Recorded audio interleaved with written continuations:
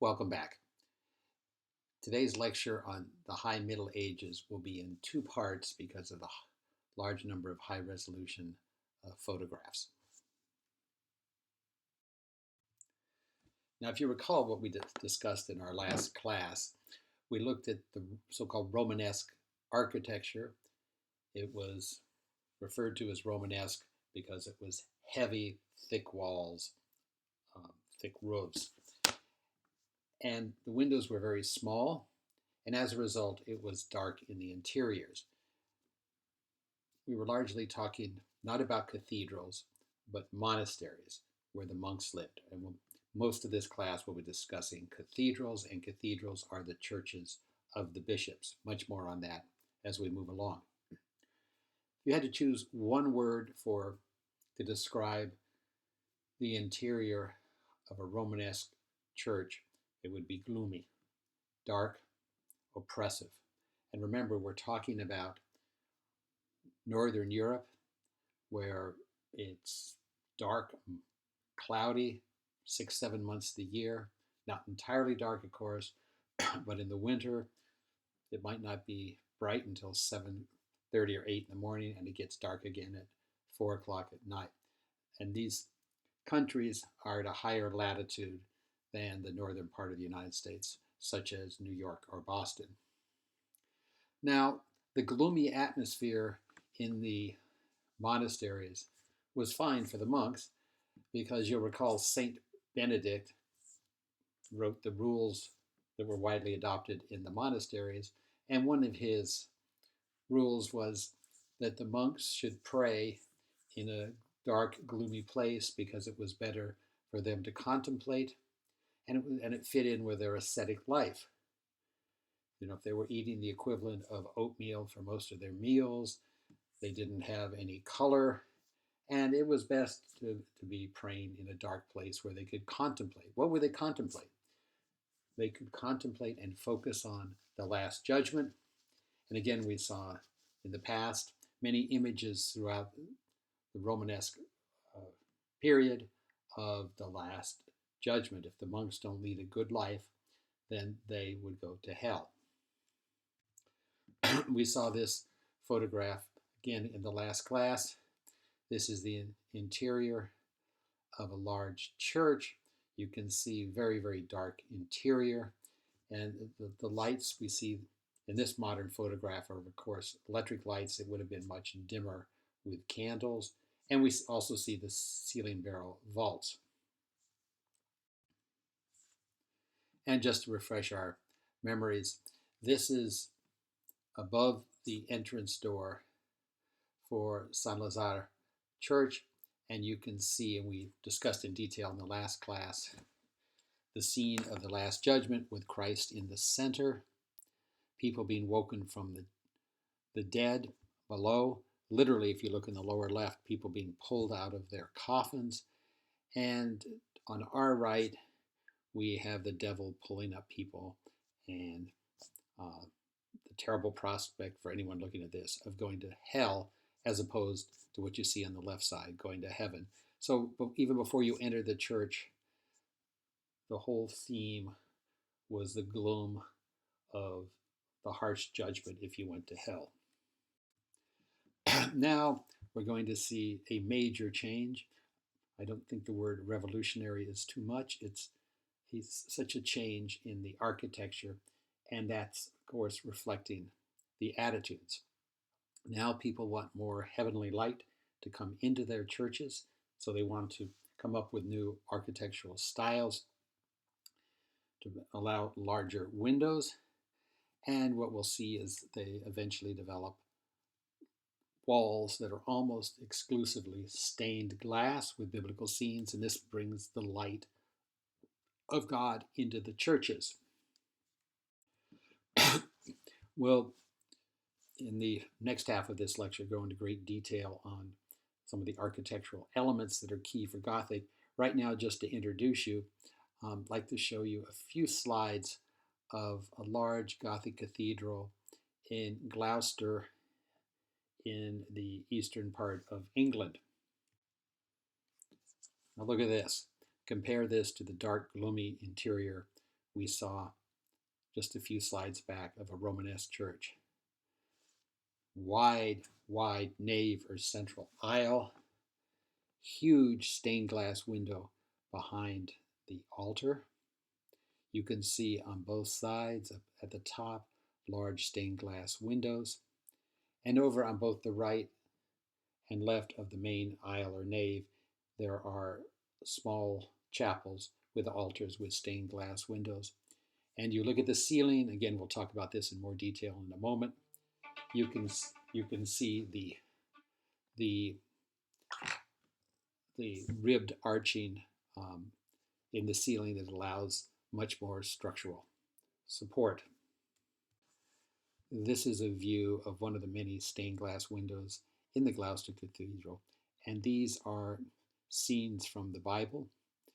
And when you visit these cathedrals, you really need to go on a sunny day to appreciate them. So you have the sun beaming in, and these windows, which are almost 1,000 years old now, are just glorious.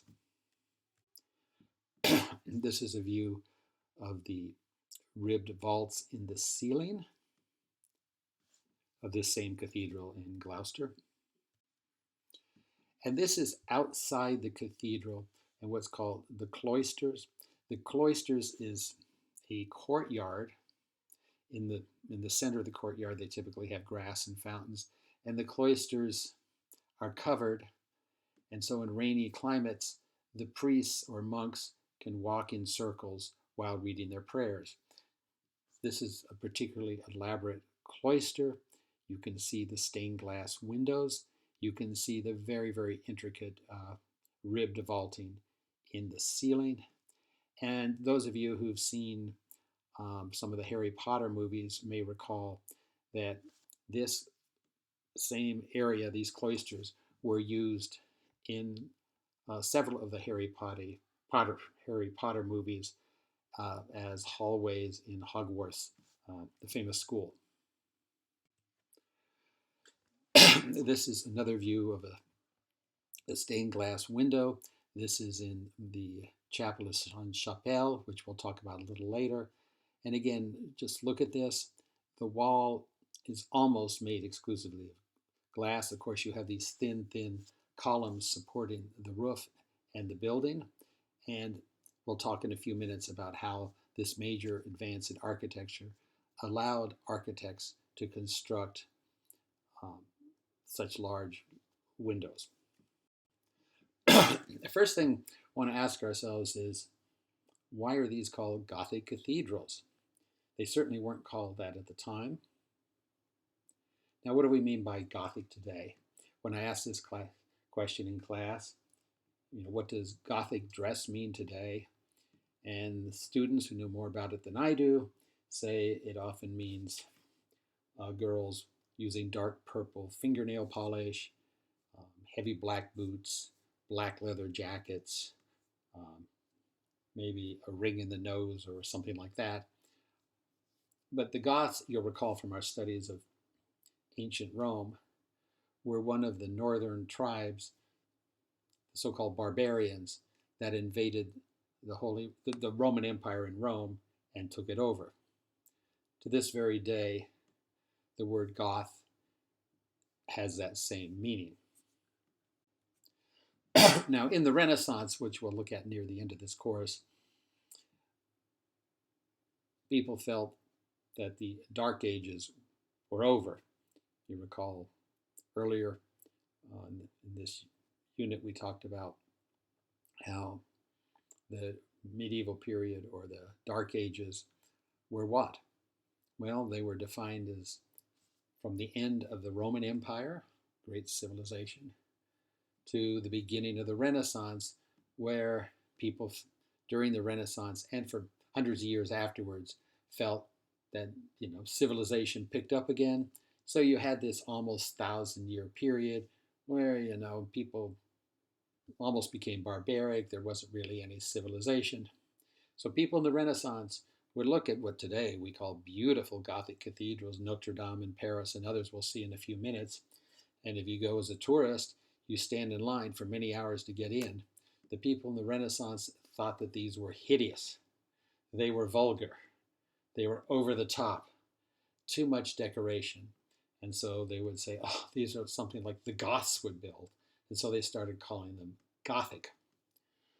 Another reason they started calling them Gothic is because after the Reformation, where the Christian church split into what's now the Roman Catholic Church and then the various denominations of Protestants, the Protestants had felt that the Catholics placed far too much emphasis on saints. There were too many statues of saints in their churches or paintings of saints, and that the saints were almost divine, and there should be only one God.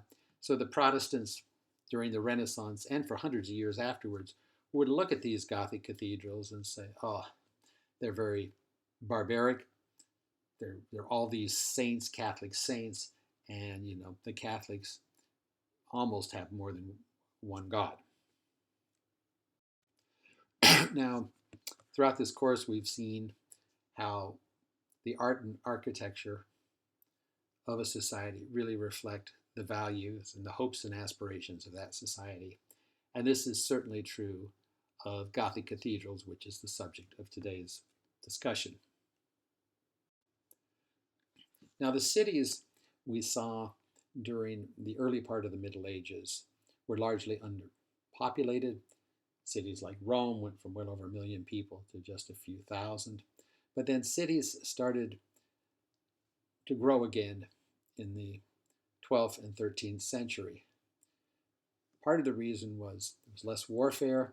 Also, there was climate change, and this has been confirmed with core samples and by looking at the rings of trees.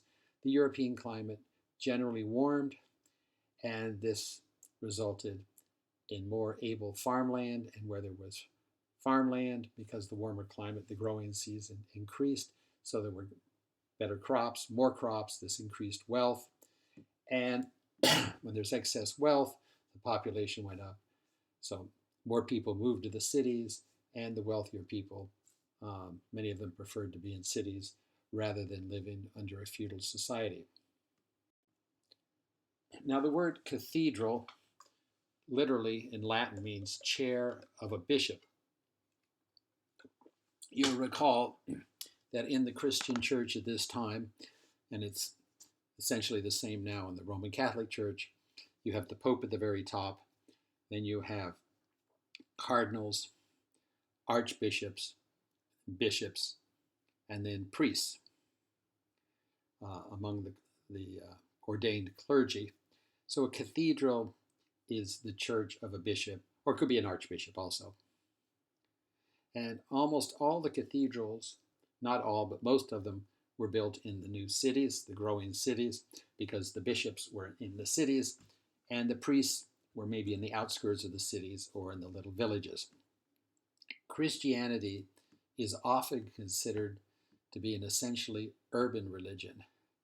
And as we saw before, Christianity expanded greatly under the Roman Empire after Constantine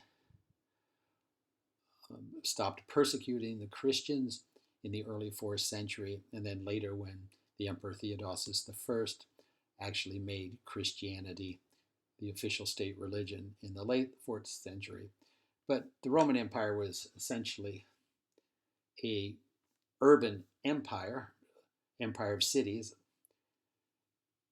And then we're going to find here that much of our discussion of the Gothic architecture will be centered in France or the portion of Western Germany that borders France.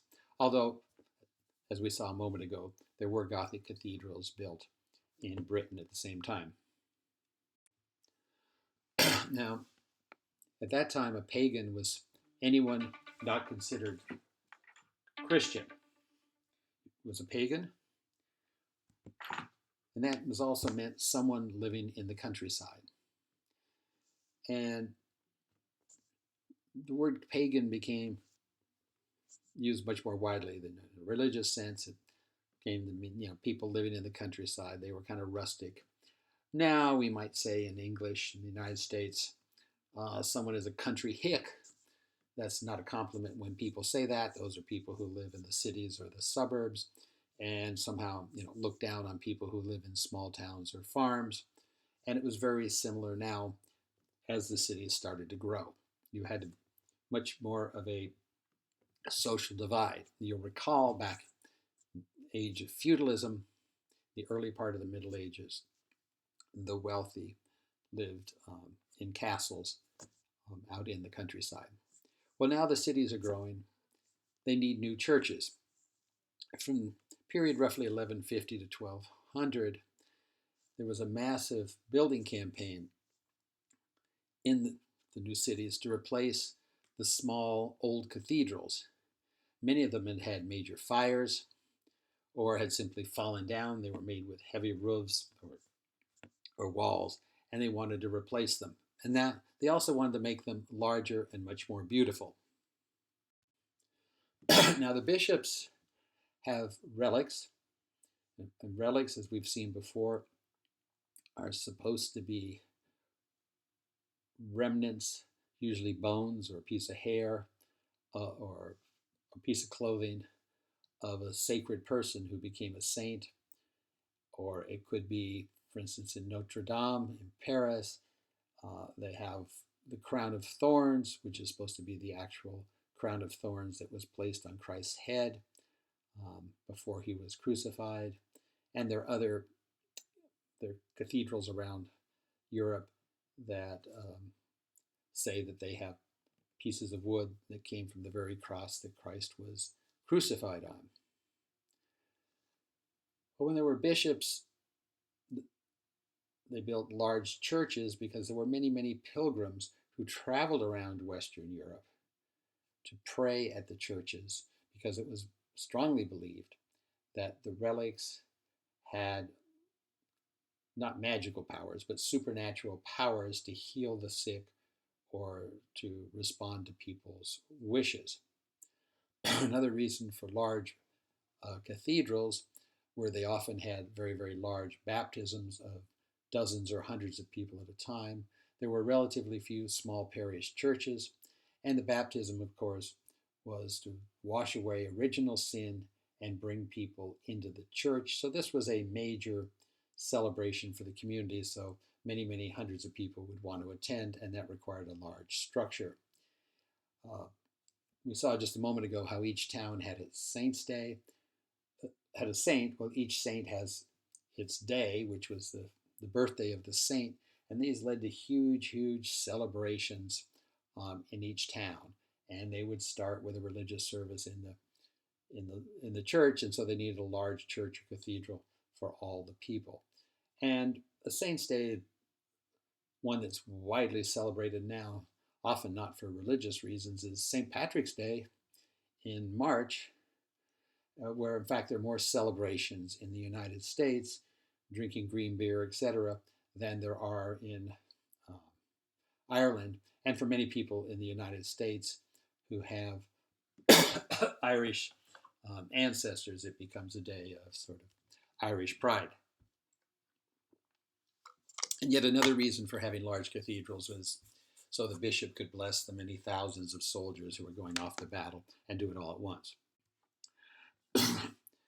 Now, the concept of divine light we've looked at before, where light, natural light, is considered divine. And the goal in these Gothic churches or cathedrals was to try and really create heaven in the cathedral. So when someone walked in, they would almost think that they were physically in heaven. And we have to go back in our time machines to this period. Remember, most of the people couldn't read or write, the vast majority, well over 95%. They lived in small one-room houses. Well, a house is an overstatement. A hut with no windows and a door. And then they go inside of a cathedral. Could you imagine what that was like? Now we go to these cathedrals and we might say it's very nice, it's very beautiful. We're not really, none of us are really impressed by the physical size, because you could take 10 or 20, 30 of these cathedrals and put them in any modern shopping mall in suburban USA. But at the time, they were by far the highest structures, man-made structures, and they were also just huge inside. And then you had all the light coming through these stained glass windows. And again, we looked at before when we talked about the Hagia Sophia in Istanbul, Turkey. The outside light, natural light, is considered divine light of God. It comes from up high, and they think it's from God. When you look in theological terms of all God's creations on earth, light is the least material. We now know that light is a form, if I recall, of electromagnetic radiation. Well, but they didn't know what it was back then, right? What was light? And there are many, many biblical references to light. One is Jesus Christ said in the Bible, "Let there be light." Sorry, that's a typo. It should be, "Let there be light." Christ said in the Bible, "I am the light of the world. Whoever follows me will never walk in darkness, but will have the light of life." Now, within the churches or cathedrals at the time, until very recently, you would always have the church oriented west to east. People, the main door would be on the western side. You walk in, and the altar is on the eastern side of the church, and above the altar is a huge window. Now, this was done for a reason. When the priest was saying Mass, the priest would be at the altar, obviously, and until very recently, last few decades, the priest had his back to the congregation and was facing the altar. The Christian religious services were in the morning, and the sun, the morning sun, would come up and come beaming through those windows. And for the congregation, they'd be looking at it, and it was symbolic of Christ's presence in the church coming through those windows.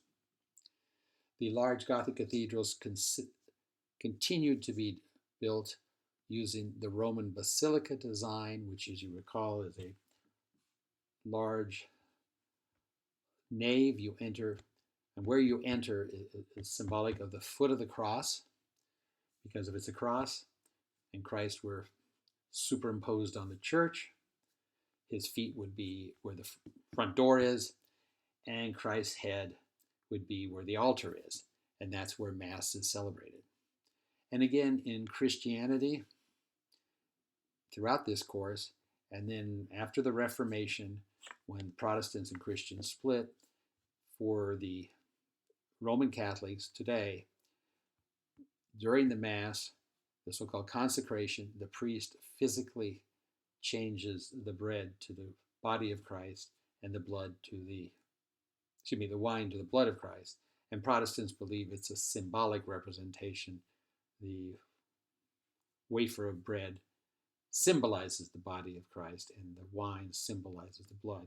But for Roman Catholics, theology to this very day, there's actually a transformation of those physical substances. And that's why it's at the head of what would be the cross. If you look at the basilica from an aerial view, it looks like a cross. And now we're going to see sculpture change radically. It becomes a sculpture of redemption, of going to heaven, not being damned to hell like we saw in the Romanesque churches. You recall the Romanesque church we saw last class, and I showed you earlier this class. Above the door was famous scenes of the Last Judgment, with Christ casting people who had led evil lives off to the devil. Well, we see much, much less of this. There are some scenes of that, but now the scenes of that last harsh judgment above the door are replaced more with positive scenes from the life of Jesus, raising the dead. Jesus is there to help people, or scenes of Mary, who's very merciful. Here we see the portal of a door into Chartres Cathedral, which is one of the largest of the Gothic cathedrals. We'll see much more on that in the next part of this lecture. But focus, if you will, on the scene there. We have angels. We have angels singing, and we have Christ in the middle.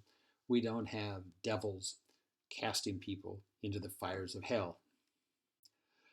This is another door of the same Chartres Cathedral. And again, here you look at the scene above the door, and you certainly don't have scenes of damnation to hell. Now, a very good example that you can see today, and I encourage you to if you go to France, is Mont Saint-Michel, which is about 2.5 hours from Paris, a little island just off the coast. And it's beautiful. Look at this. It looks like a picture postcard. It's a very touristy place. If just literally hundreds of tour buses a day arrive from Paris, because you can do a day trip from Paris.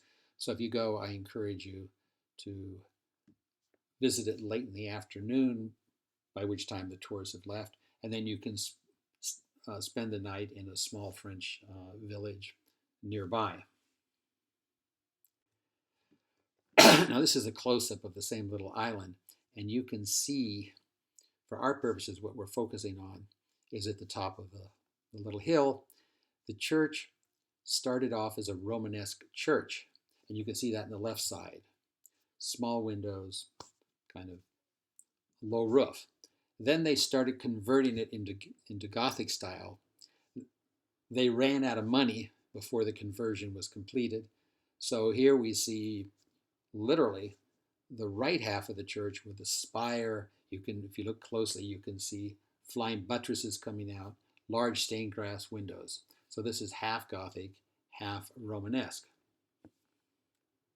Again, oops. So this is where it is. Here you can see in purple Paris, and right above Paris, Saint-Denis. It's D-E-N-I-S. It looks like Dennis, but with one N. We'll be talking about that in a minute, because Saint-Denis is very important. That's where the Gothic style started.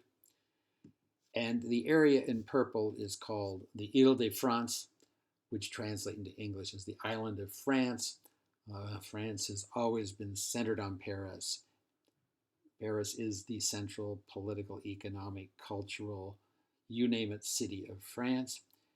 And if you go to the northwest from Paris, you can see England up there, London, etc. Right off the coast there, the English Channel, is that little island of Saint-Michel. I mean, it's right off the coast. At low tide, tour buses can drive right up to it. And when the tide comes in, you have 3 or 4 feet of water. So if you miss your tour bus or whatever, you have to wait for the tide to go back down to get off the island. So it's not very far off. By the way, that area, you see where it says Normandy, where the D and Y of Normandy are where the famous D-Day beaches are from June 1944, when the U.S. and other Allied armies, in the largest military operation in history, invaded France, which was occupied by Nazi Germany. And that led eventually to the defeat of Nazi Germany. So actually a very good trip is to go see the D-Day beaches, and then late afternoon go by Mont Saint-Michel, and then go back to Paris late in the evening. Now let's focus on Saint-Denis. Again, looking at the map, it's just slightly north of Paris. Actually today, it's like an outer suburb of Paris. If you're in Paris and you want to go see Saint-Denis Monastery, we're going to be talking about in a minute, you can actually take their subway train out there.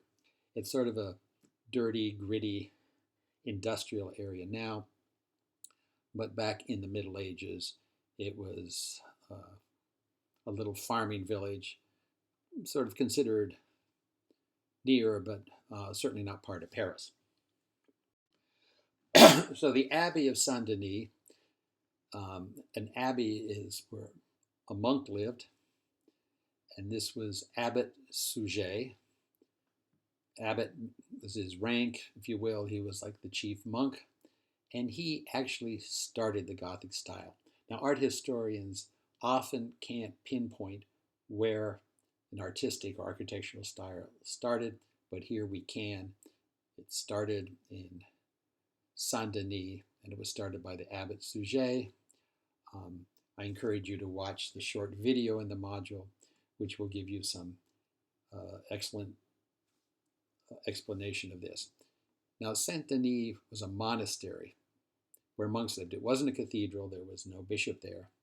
And as I mentioned, it was sort of out in the countryside north of Paris. But even for hundreds of years before this, Saint Denis, the little monastery, had really, really been important in French history. And it's very related to French patriotism. The French kings had been buried there for many centuries. And who was Denis? Saint Denis was the Bishop of Rome, who was a martyr.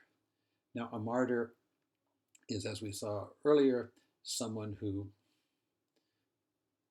dies because of persecution for their religious or political or social beliefs. And as the story goes, the Bishop of Rome was in Paris, and when it was controlled by the Romans before they tolerated Christianity, he refused to renounce Christianity, so they beheaded him. They literally chopped off his head on the top of a hill in Paris. But then the story goes, there was a miracle, so even though he had his head chopped off, he didn't lose his life. He picked up his head and he walked north about 20 or 30 miles and died there. And that was where the monastery was built, in Saint Denis. Now, in Paris is a very famous area, which if you've gone to Paris, you've undoubtedly visited as a tourist. If not, you definitely have to go there, called Montmartre. Montmartre in French means mountain of the martyr, and this is referring to Saint Denis. This is a photo of Montmartre. You can see this from right there, central Paris.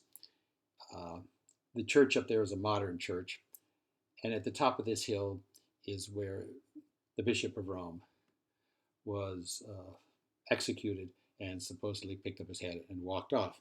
If you go there now, again, I encourage you to go. It's just like it was, the architecture and all, 150 or 200 years ago. Small little restaurants, art stores. It's now crawling with tourists. But until 40, 50 years ago, it was where French artists would go. And if you're familiar with some of the great French artists of the Impressionist movement, many of them started their life there, their painting life there. Why? Because it was much cheaper than living in Paris, and they could easily go to Paris if they wanted to paint something in Paris. Excuse me, this is the monastery at Saint Denis. Today, you can see it has one tower. It doesn't, frankly, look very impressive from the front. Now we're inside, and look at that. Compare that to the dark Romanesque churches. First of all, it's the top section of it is opened up with windows made of stained glass. Again, on a sunny day, the sun comes beaming through. You can see quite clearly there the ceiling, the ribbed vaulting, which adds structural strength. Here we have another view. This is the view looking from near the altar towards the back of the church where people enter. You can see how high it is, how we have the huge windows. The light is just pouring in. And this is without any electric lighting on just a sunny day. This is another view from within the church, and you can see, again, looking up, just a wall of biblical scenes in the stained glass. Okay, could you imagine being a peasant and coming in here? I mean, you would think you literally have gone to heaven. This is a close-up of the stained glass window, and you can see, I mean, the sun is right outside, coming in at this angle, and you can see how bright the windows are. This is one of the so-called rose windows, which we'll see a lot in the next part of this lecture. These are on almost all Gothic cathedrals. Now, this isn't a cathedral, but this was where the Gothic style started, which was adopted just like this, but on a grander scale. You see the circle, that's a huge amount of light in, and these so-called rose windows are typically above the front door and then one on each side above the doors. Very, very large and beautiful. And our final view in part one here is another view with the sun reflecting through the windows. In part two, we'll go into greater detail on the technical aspects of Gothic style, such as pointed arches and ribbed vaulting, and we'll talk more about Notre Dame in Paris and some of the other famous cathedrals. Thank you very much.